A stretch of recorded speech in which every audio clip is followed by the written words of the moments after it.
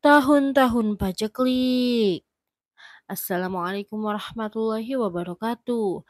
Kembali lagi di Lais Media. Pada tahun 18 Hijriah, umat Islam mengalami kelaparan, kekeringan, dan paceklik. Tahun ini disebut dengan tahun Ramadah. Disebut demikian karena angin panas menerpa debu hingga berterbangan seperti abu. Pada tahun ini terjadi kelaparan hebat hingga binatang yang buas berubah menjadi jinak. Terjadi kekeringan yang amat hebat pada tahun ini di wilayah Hijaz hingga rakyat banyak yang eksodus ke Madinah. Tak tersisa perbekalan sedikit pun pada penduduk. Mereka lalu menghadap Amirul Mukminin. Umar memberi mereka makanan, harta, dan sebagainya dari Baitul Mal. Khalifah sendiri memutuskan tidak akan makan mentega dan daging sampai musibah itu benar-benar hilang. Dulu saat tanah Hijaz subur, ia dikirimi roti, susu, dan daging. Namun pada tahun Ramadan tersebut ia hanya diberi minyak dan cuka. Umar sudah merasakan lezatnya makanan yang dicampur minyak yang sebenarnya tidak membuatnya kenyang. Hingga warna kulitnya kemudian menjadi hitam, postur tubuhnya berubah serta menjadi lemah. Keadaan ini berlangsung selama 9 bulan. Setelah itu kondisi berubah dan tanah Hijaz kembali subur. Orang-orang pun lalu meninggalkan Madinah kembali ke daerah mereka. Ibnu Katsir menyebutkan, kami telah meriwayatkan bahwa suatu malam Umar meronda ke sekeliling Madinah pada tahun Ramadah. Namun ia tidak mendapati seorang pun yang tertawa. Juga tak ada orang yang berbincang-bincang di rumahnya seperti biasanya terjadi. Umar juga tidak melihat seseorang pengemis pun yang meminta. Hal ini juga membuat Umar heran dan menanyakan sebabnya. Lalu dijawab oleh seseorang, Amirul Mukminin, para pengemis meminta namun mereka tidak diberi.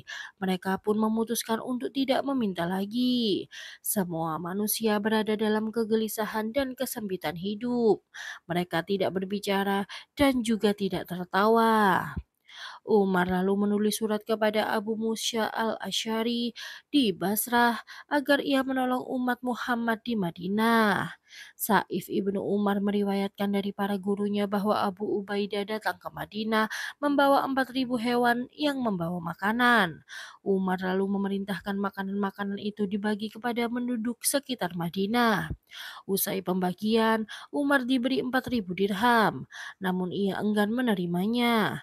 Setelah dipaksa, Umar mau menerima. Dalam Sahih Al-Bukhari dari jalur Sumamah ibnu Abdullah ibnu Anas dan Anas bin Malik bahwa saat penduduk mengalami paceklik, Umar bin Khattab meminta hujan dengan perantara Abbas ibnu Abdul Muthalib. Umar berkata, Ya Allah, sesungguhnya kami dulu memohon kepadamu dengan perantara Nabi kami, lalu engkau menurunkan hujan pada kami. Sesungguhnya kami sekarang memohon kepadamu dengan perantara paman Nabi kami, maka turunkanlah hujan bagi kami. Anas ibnu Malik mengatakan, lalu hujan turun pada mereka. Hadis riwayat Al-Bukhari. Menurut Ibnu Hajar, Zubair ibnu Bakar telah menjelaskan dalam bab Ansab tentang doa Abbas dalam peristiwa ini, serta kapan peristiwa itu terjadi. Ia meriwayatkan dengan sanadnya bahwa ketika Umar bin Khattab meminta hujan melalui perantaranya, Abbas berdoa, Ya Allah, sesungguhnya musibah tidak menimpa kami kecuali disebabkan dosa kami. Musibah itu pun tidak akan terangkat kecuali dengan taubat. Sesungguhnya mereka memohon kepadamu melalui perantara diriku, sebab kedudukanku di sisi nabimu.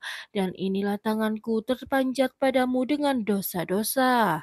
Perlindungan kami adalah dengan bertobat. Karena itu turunkanlah hujan bagi kami. Setelah itu langit berawan seperti gunung, sampai kemudian air hujan membasahi bumi, dan kehidupan berjalan normal kembali. Diriwayatkan juga dari jalur Daud, dari Atta, dari Zaid ibnu Aslam, dari Ibnu Umar meriwayatkan. Pada tahun Ramadah, Umar bin Khattab meminta hujan melalui perantara Abbas ibnu Abdul Muthalib. Ibnu Umar lalu menyebutkan sebuah hadis yang dijelaskan di dalamnya bahwa Umar berkhutbah di depan umat Islam. Sesungguhnya Rasulullah Shallallahu Alaihi Wasallam menilai Abbas seperti penilaian seorang anak pada ayahnya. Maka ikutilah wahai sekalian manusia perbuatan Rasulullah Shallallahu Alaihi Wasallam kepada pamannya ini. Umat Islam pun menjadikan Abbas sebagai wasilah perantara doa kepada Allah Subhanahu wa taala. Disebutkan dalam hadis tersebut bahwa tak lama kemudian Allah menurunkan hujan kepada mereka. Dari kisah Ibnu Abbas ini, tutur Ibnu Hajar dapat diambil pelajaran tentang dianjurkannya meminta syafaat kepada orang-orang yang baik dan soleh, juga kepada ahlul bait atau keluarga Nabi. Peristiwa ini menunjukkan keutamaan Abbas dan juga keutamaan Umar, karena kerendah hatiannya di hadapan Abbas. Umar memahami kedudukan paman Nabi Shallallahu Alaihi Wasallam itu.